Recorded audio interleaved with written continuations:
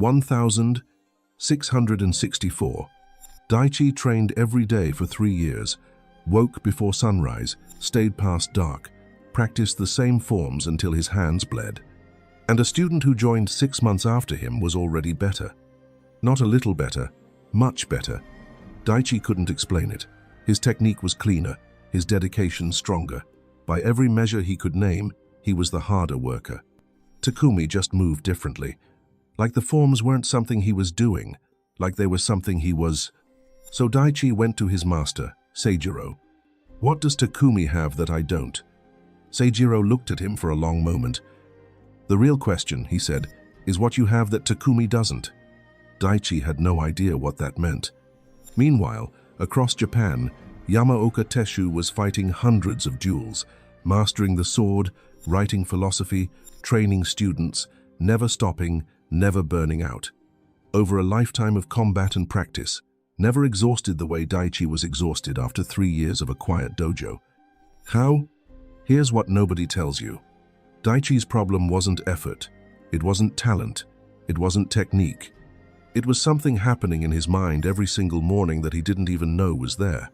And once you see it, you'll recognize it, because you're probably doing the same thing right now, not with a sword, with whatever matters most to you.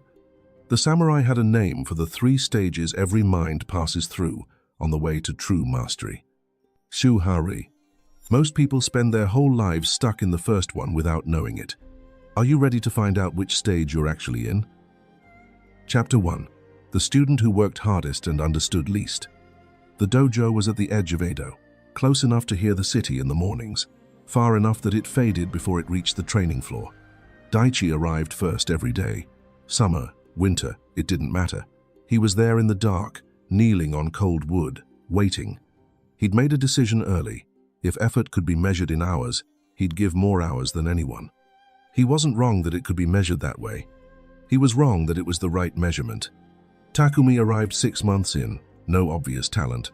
First weeks were full of corrections, same footwork mistake 3 days in a row, grip too tight when tired. Seijiro corrected him more than anyone. Daichi noticed this. He wasn't proud of how much he noticed. Then one morning, something was different. Not a dramatic change, more like looking up and realizing someone had moved while you weren't watching. Takumi's forms had become something Daichi couldn't name, not better in any technical sense. Daichi's technique was still cleaner, but Takumi moved without the strain that lived in every one of Daichi's movements, even his best ones. Like the effort had just disappeared somewhere. Daichi trained harder, stayed later, added an hour before dawn. The gap got wider. Cold morning, late autumn, practice floor still dark. Daichi's breath in the air. Seijiro was lighting the lamp by the wall. He didn't turn around. "You've been asking the wrong question for 3 years, he said, "which is actually your answer." He turned, looked at Daichi the way he sometimes did, like he was reading something just past the surface. "Come back tonight, bring nothing." Chapter 2. Shu, the stage that cannot be faked. That evening, small room behind the training floor, Seijiro's few scrolls on the shelves. He didn't touch them. "Tell me what you've been doing for 3 years, he said. Daichi told him. The forms, same sequence every morning. The corrections, applied every time.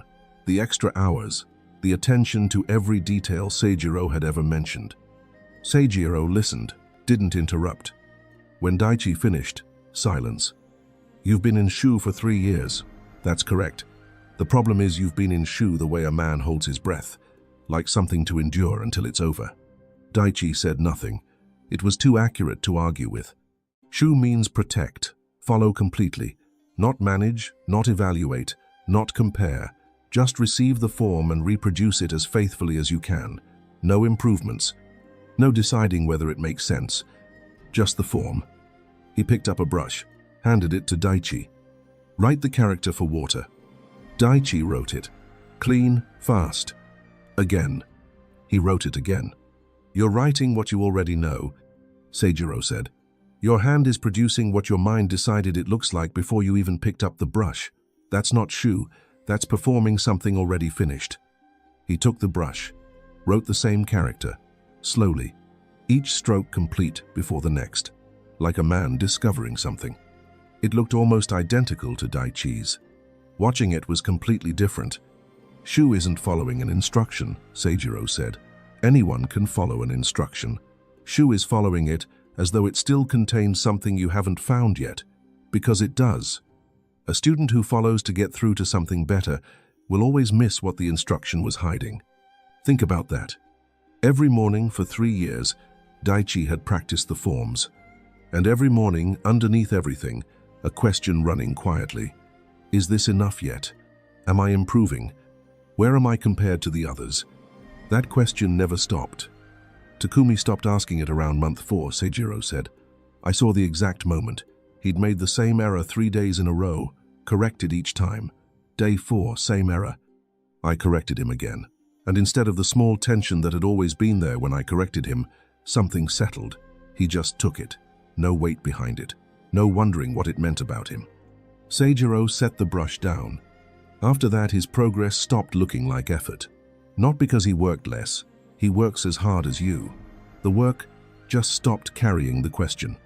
Turns out the question was the thing slowing everything down.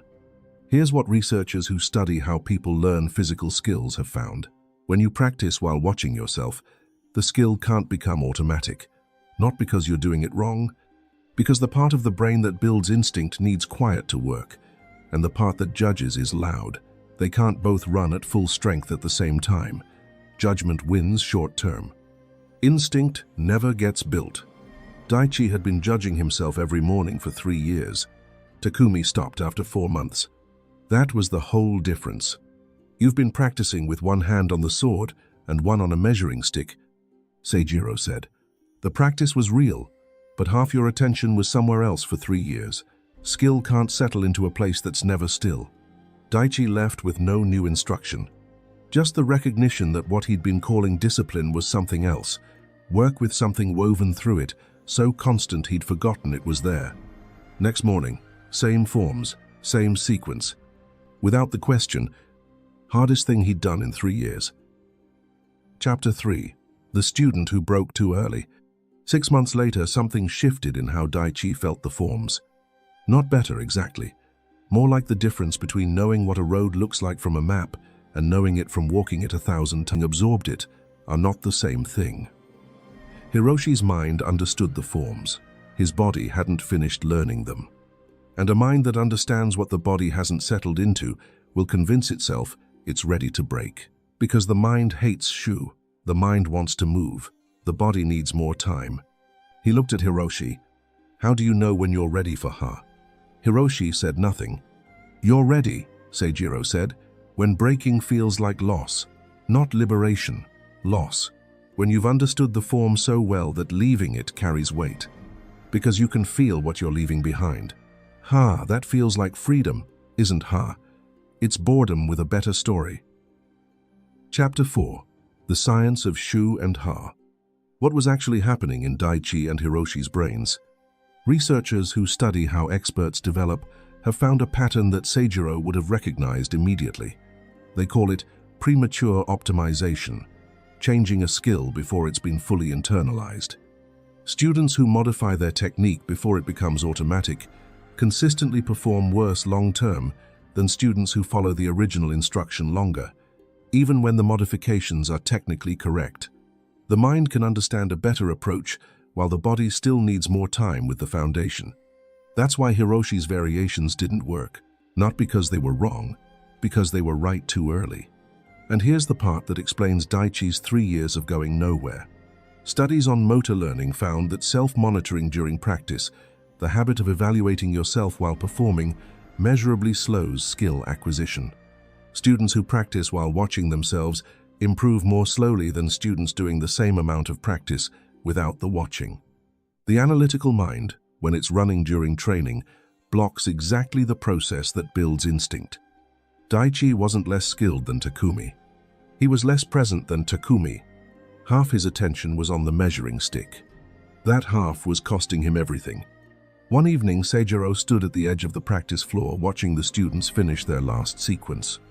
He said something almost to himself, but loud enough. What I'm showing you wasn't invented in this dojo. Healers, teachers, masters across every age discovered the same thing when they watched closely enough. In times far from this one, others will be exactly where Daichi was, working hard, watching themselves work, wondering why nothing closes the gap. He didn't look at the students. He looked at the forms they'd just completed. If you recognize what Daichi was carrying, walk this path with us. The 3 stages are the same in every age. It starts with noticing which one you're actually in. A single tap tells the algorithm this matters. Chapter 5. What genuine breaking actually feels like. Break, detach, question. 2 years after the evening Seijiro explained Shu, Daichi had a morning unlike the others. Partway through a sequence he'd done thousands of times, his body did something his mind hadn't authorized. Small shift in weight, not dramatic, but immediately, unmistakably, more correct, not more efficient. More like the movement was finally in its right place.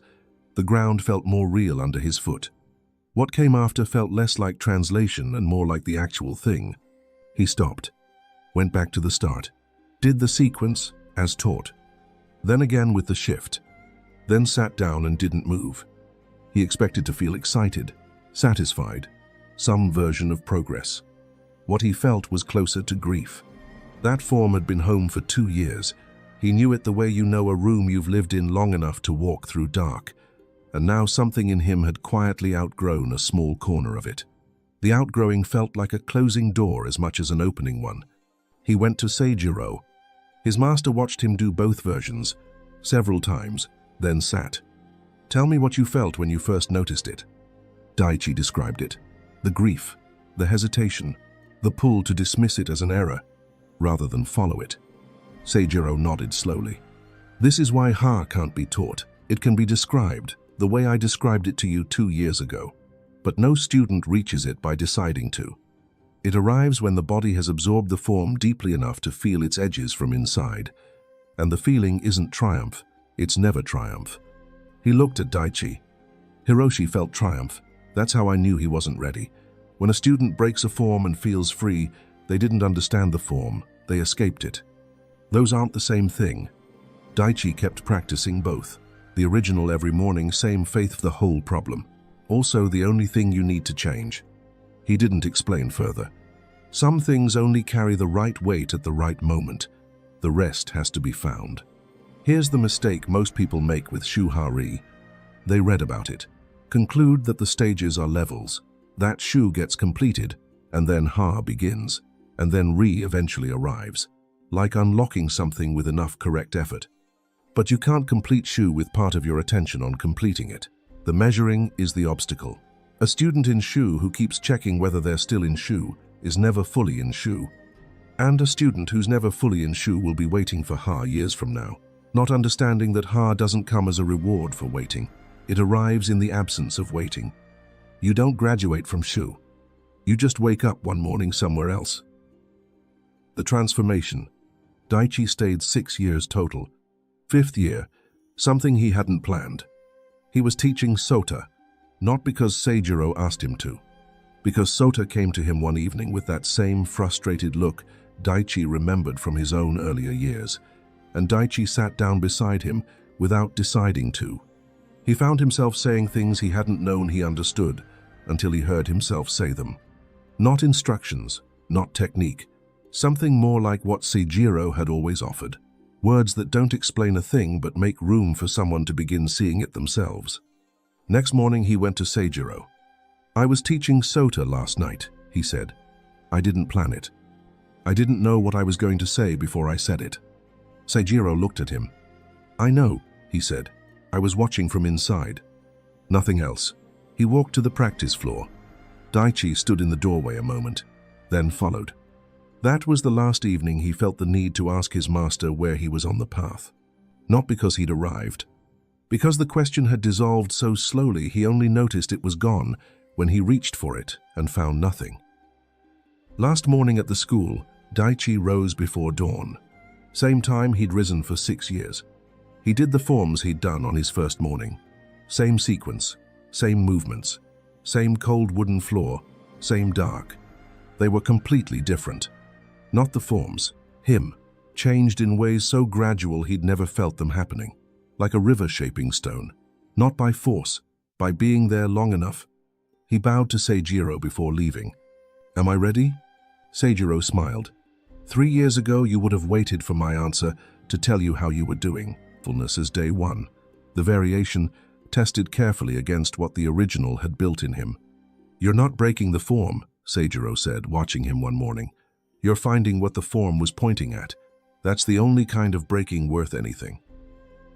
Chapter 6. Ri. The stage that disappears when you reach for it. Transcend, separate, become.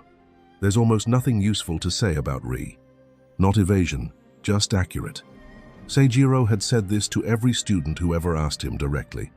You can't practice Ri, can't prepare for it, can't recognize it in yourself when it arrives. All you can do is what you're already doing. Trust that doing it honestly long enough will carry you somewhere you can't see from here. Daichi watched one student reach something that might have been Ri. Not Takumi, not Hiroshi, Mori.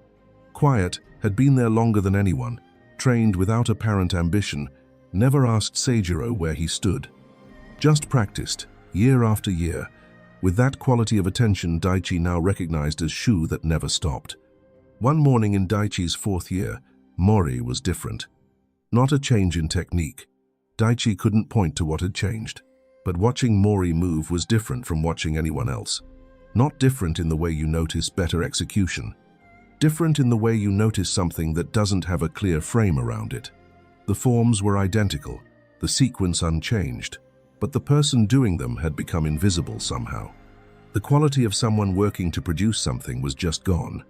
Not because Mori had stopped trying, because the trying and the doing had become one thing. Seijiro came through the room that morning, stopped, watched for a long moment. Said nothing, moved on. That evening Daichi asked what he had seen. I'm not certain, Seijiro said, and that uncertainty is itself one of the signs I watch for. When a student reaches the stage where I start to doubt whether what I'm looking at is something I can still teach, there's usually a reason for the doubt. Quiet for a moment. Ri can't be confirmed from outside, can't be confirmed from inside either. The person who's reached it doesn't experience arrival. There's no arrival.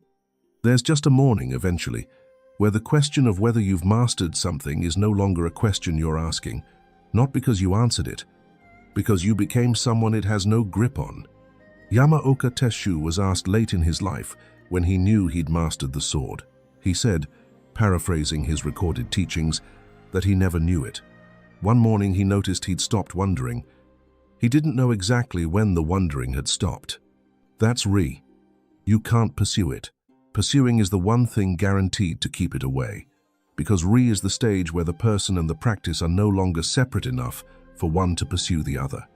Pursuit needs distance. Ri closes the distance. Chapter 7. The mistake everyone makes. 3 years after Daichi first asked what Takumi had that he didn't, a new student arrived. Sota, 17, talented. He'd read about Shu-Ha-Ri before arriving and mentioned it to Seijiro on his first day like it gave him a head start. Seijiro didn't contradict him. Assigned him to the same forms Daichi had started with years ago. Sota did them fast, clean, asked after week 1 when he'd be moving to the next level. Seijiro said there was no next level, just the forms, practiced deeper. Sota accepted this for a few weeks. Then the same thing started. Same thing Hiroshi had done. Same thing Daichi had done quietly for most of his first 3 years. Sota began watching himself. Forms practiced with one part of him while another part stood outside, measuring, asking whether he was doing Shu correctly, whether he might already be in Ha, whether Seijiro was holding him back for no reason. Daichi recognized it the way you recognize a mistake you've already paid for. Found Sota outside after practice one evening. I practice every day, Sota said. Every form, every correction. I'm in the same place I was when I got here. Daichi sat beside him. What are you thinking about while you practice? Sota looked at him. Whether I'm getting better, whether I'm doing it right, whether today is better than last week. Daichi nodded. That, he said,